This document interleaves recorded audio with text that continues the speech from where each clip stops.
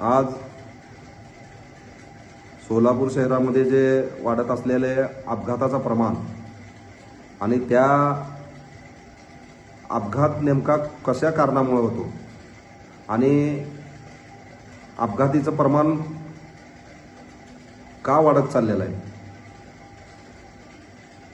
आणि निष्पाप लोक या लोकाचे सोलापूरमध्ये अनेक अपघात व्हायला त्या अपघातामुळं अनेकाचे निष्पाप लोक या ठिकाणी मरण पावले आहेत अपघातीत.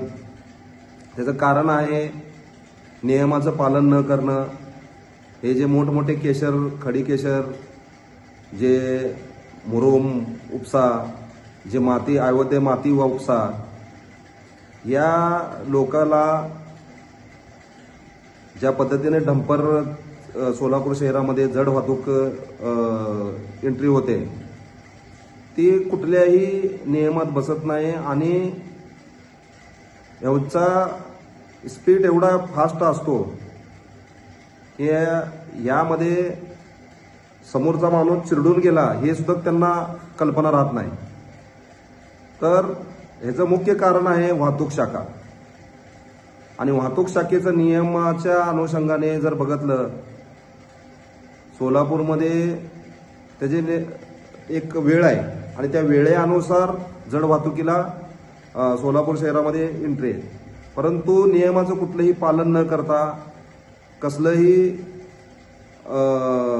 नियम न ठेवता वाहतूक शाखेच्या काही कर्मचाऱ्याला, जे अधिकाऱ्याला हाताशी धरून हे सर्व प्रकार चालू आहे. कित्येक लोक, दयानंद कॉलेज असेल, मार्केट यार्ड असेल, जुना बोरान नाका, तर तो अपघातीचा कहर, अपघातीचं त्या ठिकाणी खूप मोठ्या प्रमाणात 2 दिवसाआड एक अपघात होतोच.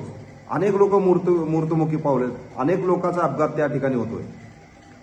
आणि अक्कलकोट रोड पाण्यात टाकी असेल, विजापूर नाका असेल, या ठिकाणी हे जे जड वाहतूक आहे, हे जे डंपर आहेत, या डंपराला यांचे काही लेवण देवण असल्यामुळं पोलीस प्रशासनाचं, वाहतूक शाखेचं, त्यामुळे हा सर्व प्रकार सुरू आहे. तर आमची वाहतूक शाखा या ठिकाणी अधिकाऱ्याला आमची विनंती आहे, हा जे चाललेला आता मध्यंतरी जो नियम घालून दिला आणि त्या नियमानुषंगाने जे जड वाहतुकीला बंदी आणली होती, खरोखर हे सर्व काही थांबलं होतं.